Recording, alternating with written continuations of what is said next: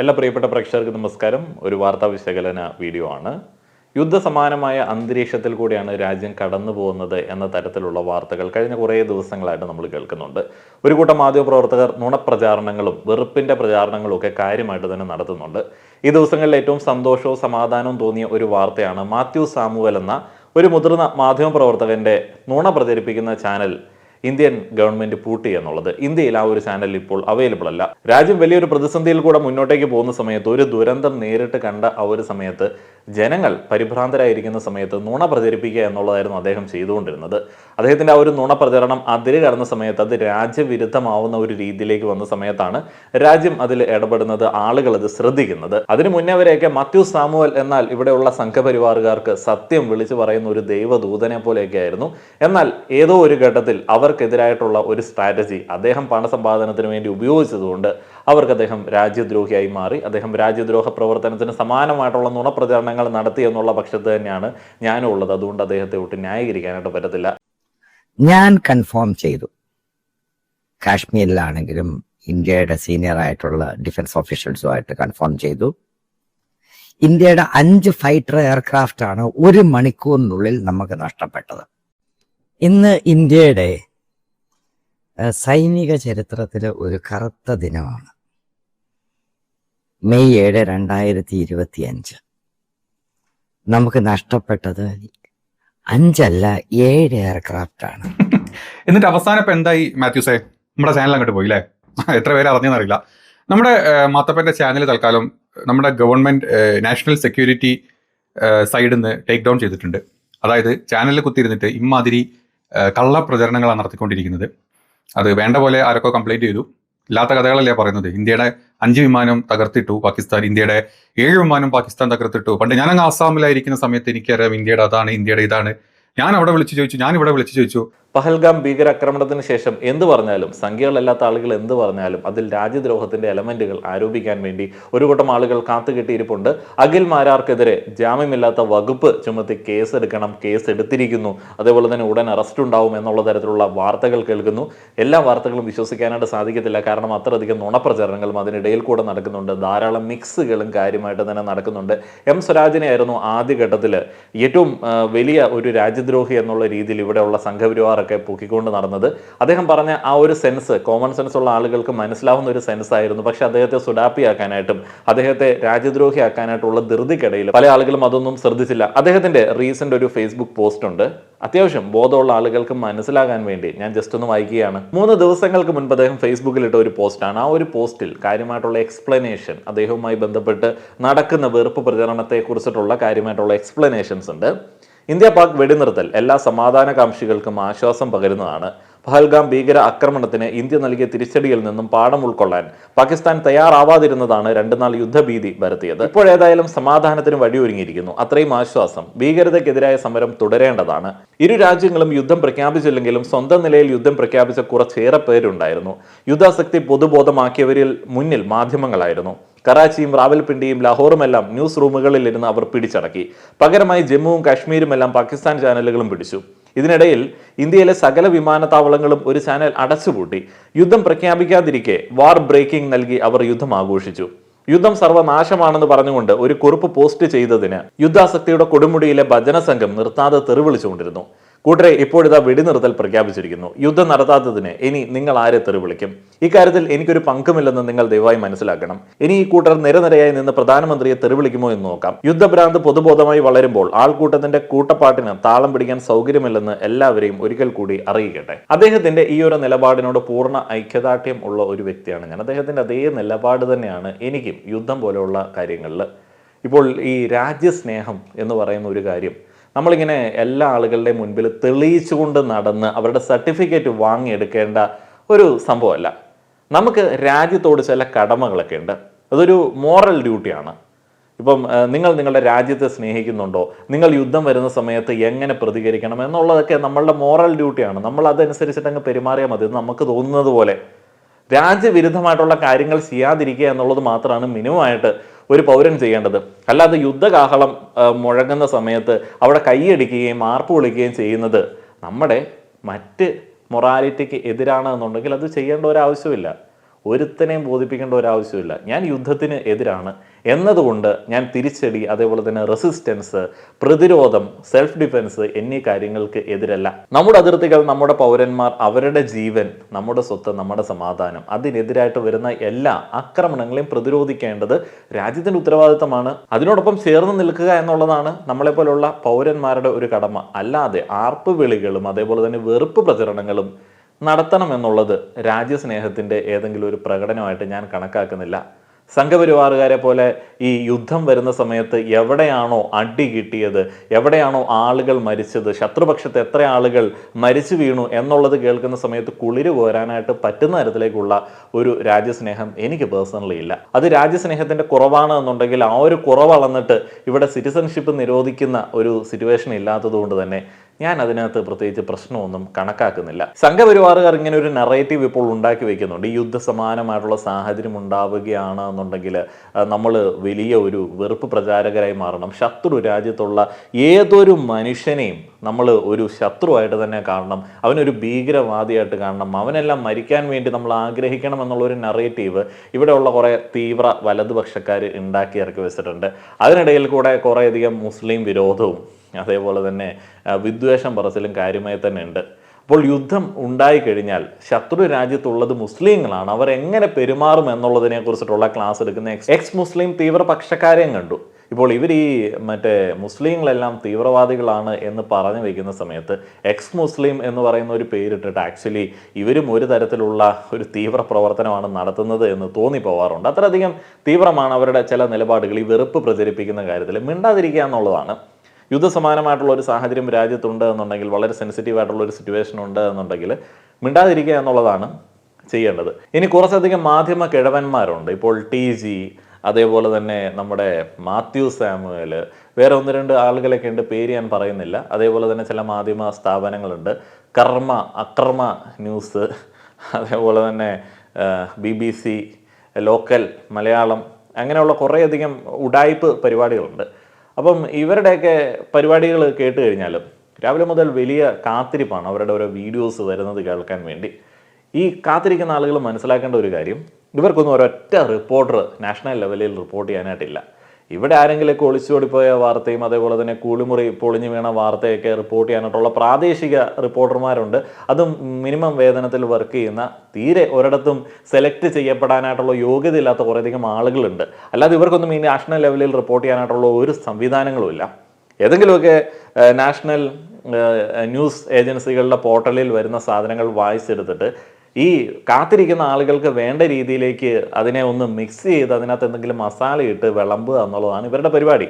അതുപോലെ മറുനാടൻ ഷാജൻ അടക്കമുള്ള ആളുകൾ ചെയ്യുന്ന ഇതൊക്കെ തന്നെയാണ്.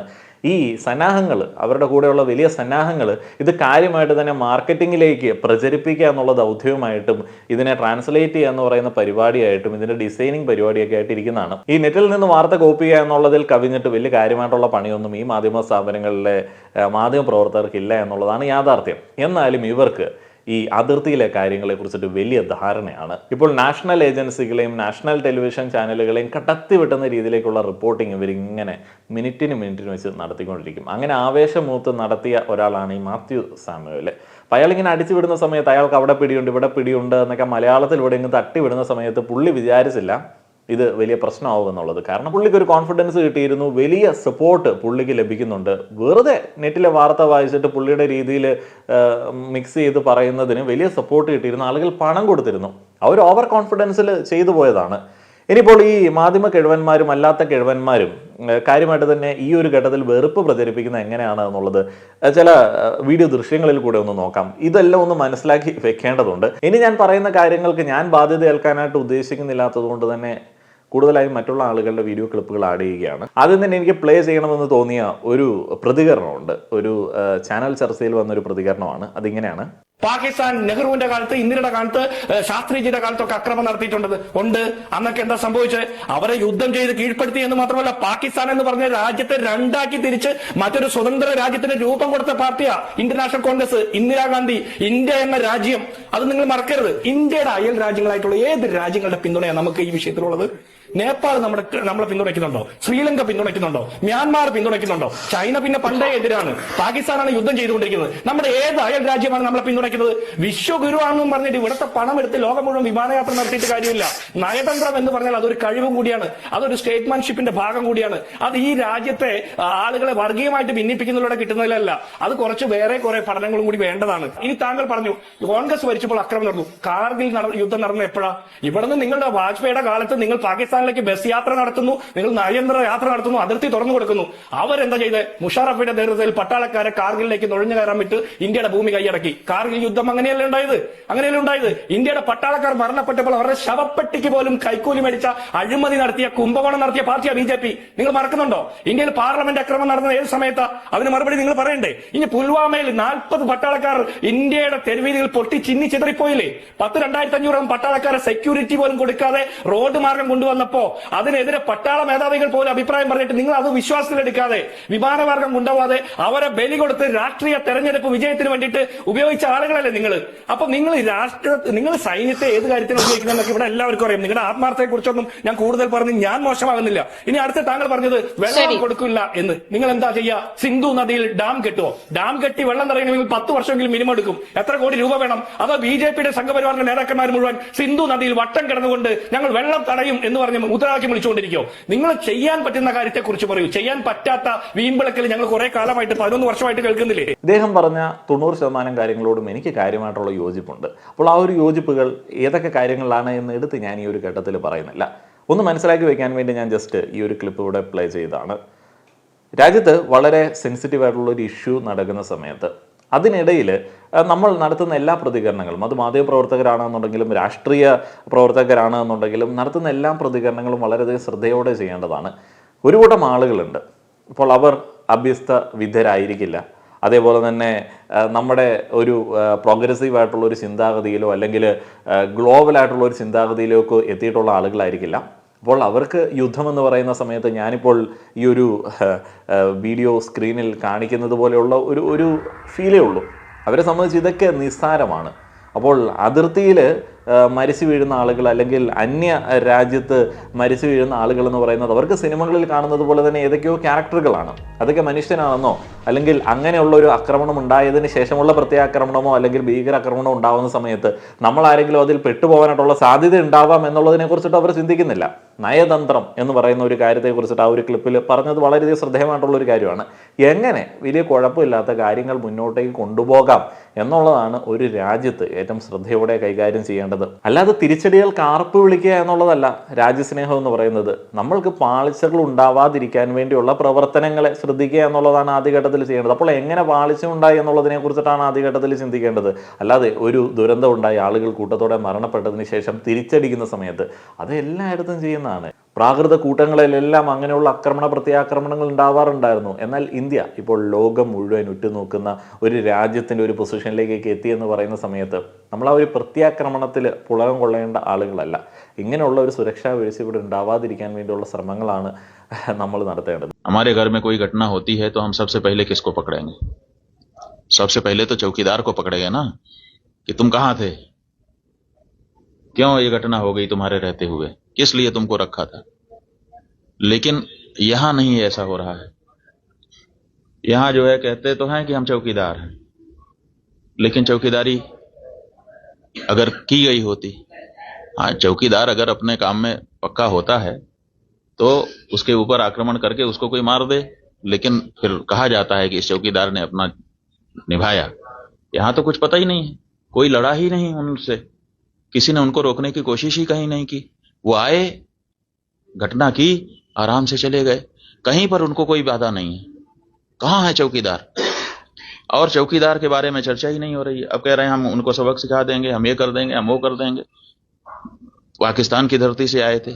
अरे भाई पाकिस्तान की धरती से आए थे, इतनी जल्दी कैसे पता चल गया आपको? और अगर इतनी जल्दी आपको पता चल जाता है तो घटना के पहले क्यों नहीं पता चल गया? और दूसरी बात यह है कि अगर पाकिस्तान से आए तो पाकिस्तान के खिलाफ अच्छी तगड़ी कार्रवाई करिए। आप कह रहे हैं कि हम सिंधु नदी का जल रोक देंगे। आपके पास जल को रोकने या उसको डाइवर्ट करके अपने ही यहाँ अपने ही देश में रख लेने का कोई उपाय ही नहीं है। हमने विशेषज्ञों से पूछा कि अगर हम सिंधु नदी का जल पाकिस्तान में जाने से रोकना चाहते हैं तो हमारे पास क्या व्यवस्था है। उन्होंने कहा हमारे पास कोई व्यवस्था नहीं है। अगर हम आज से शुरू करें कि ऐसी व्यवस्था हम बना लें तो पैसा कितना लगेगा वो तो अभी पूछिए ही मत। अगर पैसा पर्याप्त दे दिया जाए, पैसे के कारण एक दिन भी काम ना रुके, तब भी 20 साल लगेगा, तब हम सिंधु नदी का जल रोक पाएंगे। तो ऐसी परिस्थिति में हम ये कह दे रहे हैं कि हम सिंधु नदी का जल रोक लेंगे। और टेलीविजन के एंकर हमने सुना वो कह रहे थे बूंद बूंद के लिए तरसेगा पाकिस्तान, एक गिलास शुद्ध पानी नहीं मिल पाएगा, खेती नष्ट हो जाएगी, बिजली नष्ट हो जाएगी, ये हो जाएगा वो हो जाएगा। गजब बता रहे थे, ऐसा लग रहा था कि जैसे प्यास तो लग ही गई पाकिस्तान को। और इधर विशेषज्ञ बता रहे हैं कि हमारे पास पानी को रोक लेने का कोई उपाय ही नहीं है। ഇപ്പോൾ ഇസ്രായേൽ പാലസ്തീൻ ഇഷ്യൂ വന്നതിന് ശേഷം ഇവിടെ ഭയങ്കരമായിട്ടുള്ള ഒരു വാർ മൂഡിലാണ് പല ആളുകളും. അപ്പോൾ അതിനകത്ത് കൃത്യമായിട്ടുള്ള മതവിദ്വേഷമുണ്ട്. ആ ഒരു മതവിദ്വേഷത്തിൻ്റെ ബേസിലാണ് ഇവിടെയുള്ള കുറേയധികം ആളുകൾ പ്രവർത്തിക്കുന്നത്. അപ്പോൾ അത് കൃത്യമായി മനസ്സിലാക്കി തരുന്ന ഒരു റീല് ജസ്റ്റ് ഒന്ന് പ്ലേ ചെയ്യാം. ഒരു കാര്യം കളങ്കരഹിതമായിട്ട് ഞാൻ പറയുകയാണ്, തെരുവിൽ കലാപം നടത്താതെ ഹിന്ദുവിന് നീതി കിട്ടുകയില്ല. തെരുവിൽ കലാപം നടത്താൻ തയ്യാറുണ്ടോ എങ്കിൽ നിങ്ങൾക്ക് നീതി കിട്ടും, അല്ലെങ്കിൽ ജീവിതകാലം മുഴുവൻ കോടതി കയറി ഇറങ്ങി നടക്കും. കോടതിയിൽ നിന്ന് ആശ്വാസം കിട്ടില്ല എന്ന് ഞാൻ പറയുന്നത്, എനിക്കത് വിശ്വാസമുണ്ട്, അതുകൊണ്ടാണല്ലോ ഞാൻ പോകുന്നത്. പക്ഷേ ആത്യന്തികമായിട്ട് ഒരു സമാജം കോടതിയുടെ ദയയും കാത്ത് വരാന്തയിൽ കണ്ണീരോടെ നിൽക്കേണ്ടവരല്ല. അതിലും ഭേദം സ്വന്തം അനിയനെ കൊണ്ട് തലവെട്ടിച്ച് കളഞ്ഞ വേലിത്തമ്പിയെ പോലെ ചത്തുപോകുന്നതാണ്, പരസ്പരം വെട്ടിച്ചാവുന്നതാണ്. അന്തസ്സില്ലാത്ത ജീവിതത്തെക്കാൾ എത്രയോ നല്ലതാണ് മരണം. ഒരു ബക്കറ്റ് വെള്ളം എടുക്കാനുള്ള ആരോഗ്യം ഓനില്ല, എന്നിട്ട് ഓനാ തെരുവിൽ അക്രമം ഉണ്ടാക്കാൻ പറഞ്ഞത്. അത് മാത്രമല്ല, ഇജാതി പ്രസംഗം നടത്തിയിട്ട് മൂപ്പരും ഇപ്പോഴും പുറത്തിറങ്ങി നടക്കുന്നുണ്ട്, പിടിച്ച് ഔത്തുകെട്ടിട്ടുമില്ല. ഇതെങ്ങാനും വല്ല അബ്ദുറഹ്മാനോ അബ്ദുൾ റസാഖോ, ഈ ടി ജി മോഹൻദാസ് എന്ന് പേരുള്ളൂർത്തി വല്ല അബ്ദുറഹ്മാനോ അബ്ദുൾ റസാഖോ മേമാരിയോ മേമതൊക്കെ ആണെങ്കിൽ ഇപ്പം ജയിലിലാണ്. രാജ്യത്തൊരു നിയമവ്യവസ്ഥ ആലോചിച്ച് നോക്കുക. ഞാൻ വല്ലാത്തൊരു ടീമിൻ്റെ കയ്യിലാണല്ലോ ഈ ഭരണം കിട്ടിയത്. ഹിന്ദു, മുസ്ലിം, ക്രിസ്ത്യാനി, സിഖ് അങ്ങനെ മതത്തിൻ്റെ ഐഡൻറ്റിറ്റികളിൽ മാത്രം മനുഷ്യൻ ഒതുങ്ങപ്പെടേണ്ടതാണെന്നും ആ ഒരു ഐഡൻറ്റിറ്റികൾക്ക് വേണ്ടി പോരാടാൻ വേണ്ടിയാണ് ജീവിതം എന്നുള്ളതും ഇങ്ങനെ പറഞ്ഞു വെക്കുന്ന വർഗീയ പരാമർശങ്ങൾ കാര്യമായിട്ട് തന്നെ പ്രോത്സാഹിപ്പിക്കപ്പെടുന്ന ഇടങ്ങളിലാണ് ഈ യുദ്ധത്തെക്കുറിച്ചിട്ടുള്ള വലിയ ആവേശമൊക്കെ വരുന്നത്.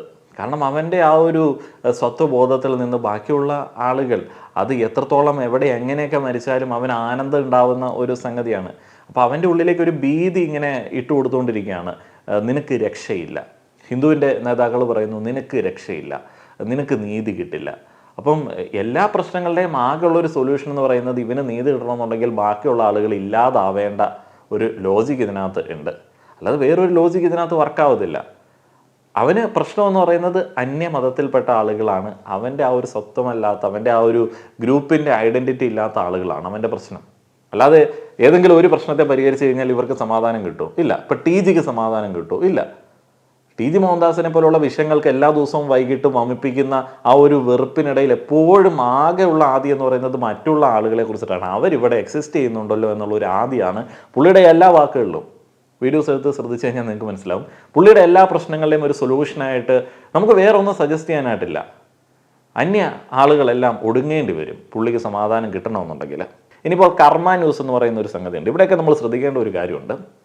സംഘപരിവാറിന് വേണ്ടി നുണപ്രചരണങ്ങൾ നടത്തുന്ന, വെറുപ്പ് പ്രചരണങ്ങൾ നടത്തുന്ന ഒരു മജോറിറ്റി മാധ്യമ സ്ഥാപനങ്ങളിലേക്ക് മുതിർന്ന മാധ്യമപ്രവർത്തകരും അതിൻ്റെയൊക്കെ ഫൗണ്ടേഴ്സും ക്രിസംഗികളാണ് എന്നുള്ള ഒരു വലിയ യാഥാർത്ഥ്യം. ഈ കർമ്മ ന്യൂസിൻ്റെയൊക്കെ ലെവനെ പിടിച്ചുകൊണ്ട് പോയ സമയത്താണ് പേരിൽ ഒരു ക്രിസ്ത്യൻ ഐഡൻറ്റിറ്റി.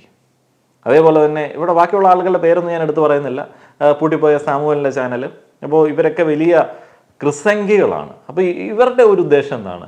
അവിടെയും ഇവർക്ക് രാജ്യസ്നേഹമാണെന്ന് ഞാൻ വിചാരിക്കുന്നില്ല. വേറെ ഒരു ചങ്ങായി കൂടെ ഉണ്ട്, വലിയ ജനസമ്മതനായതുകൊണ്ട് ഞാൻ പേര് പറയുന്നില്ല. ഇവരെല്ലാം ഭയങ്കര രാജ്യസ്നേഹികളാണെന്നാണ് പറയുന്നത്. പക്ഷെ രാജ്യസ്നേഹമാണോ വേറെ എന്തെങ്കിലും വെറുപ്പിൻ്റെ പ്രചോദനമാണോ എന്നുള്ളത് കോമൺ സെൻസ് കൊണ്ട് ചിന്തിച്ചു നോക്കുക. അജ്മൽ കസബിനും അഫ്സൽ ഗുരുവിനും യാക്കൂബ് മേമനും ജുമ ചെയ്ത ഇടങ്ങൾ എന്തുകൊണ്ട് സ്വന്തം രാജ്യത്തിനായി ഇത് ചെയ്തില്ല? ഹമാസിനും പാലസ്തീനും യഹിയ സിൻവറിനും ജുമ ചെയ്തവർ എന്തുകൊണ്ട് സ്വന്തം മാതൃരാജ്യത്തിന് ജുമ ചെയ്തില്ല? ലക്ഷദ്വീപിന് വേണ്ടി സേവ് ദ്വീപ് ജുമ ചെയ്തു. കാശ്മീരിന്റെ പ്രത്യേക പദവി എടുത്തു കളഞ്ഞപ്പോൾ അതിനെതിരെ ജുമ ചെയ്തു. മുത്തലാഖിനെതിരെ ജുമ, വഖഫിനെതിരെ ജുമ.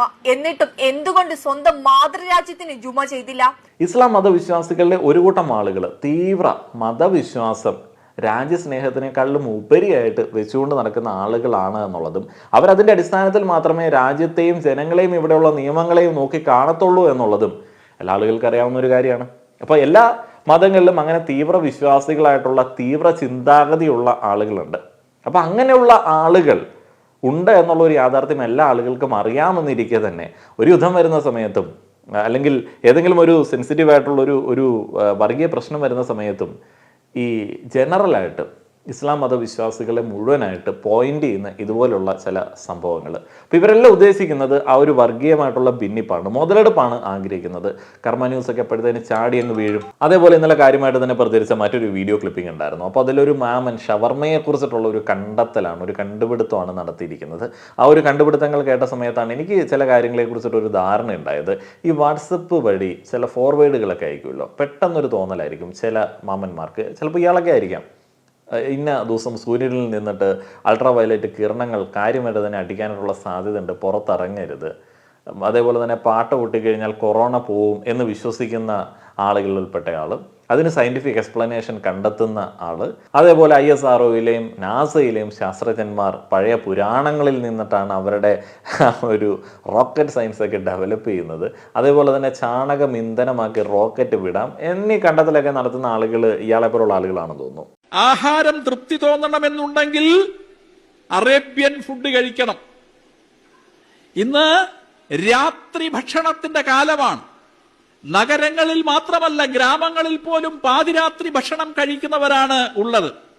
അതൊക്കെ ഏത് ഭക്ഷണമാണ്? ആ ഭക്ഷണങ്ങളുടെ ഒന്നും പേര് നമുക്ക് ഇവിടെ ഇപ്പോൾ ഓർത്തെടുക്കാൻ പോലും പറ്റില്ല. കരിഞ്ഞ മാംസത്തിന്റെ ഗന്ധം, മാംസം കഴിക്കുന്നത് തെറ്റാണെന്നൊന്നും ഞാൻ പറയുന്നില്ല കേട്ടോ, പക്ഷേ കരിഞ്ഞ മാംസത്തിന്റെ ഗന്ധം, രൂക്ഷമായ തീഷ്ണമായ ഗന്ധം നമ്മളുടെ നാസാദ്വാരങ്ങളെ തുളച്ചുകൊണ്ട് കടന്നു പോകുന്നു. നമ്മുടെ തെരുവുകളിലൂടെ സഞ്ചരിക്കുമ്പോൾ ഒരു ശ്മശാനത്തിലൂടെ കടന്നു പോകുന്ന പ്രതീതിയാണ് ഇന്ന് നമ്മുടെ കേരളത്തിലെ തെരുവിലൂടെ വൈകുന്നേരം സഞ്ചരിച്ചാലുള്ളത്. അവിടെ നമ്മൾ ശവവർമ്മയാണ് കഴിക്കുന്നത്. ചിലരതിന് ഷവർമ്മ എന്ന് പറയുന്നുണ്ട്.